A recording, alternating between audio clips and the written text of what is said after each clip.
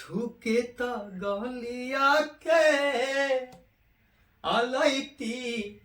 अबिरियाए गोरी होलिया में त छोड़ी के आ जात बारू जान तू ता होलिया में त छोड़ी के जात बारू जान तू ता होलिया में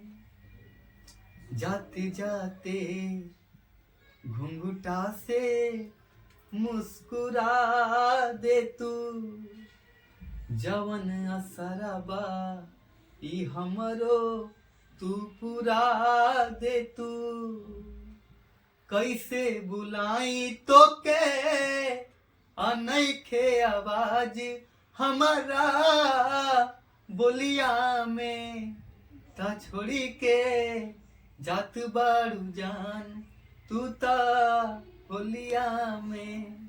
ता छोड़ी के जात बारू जान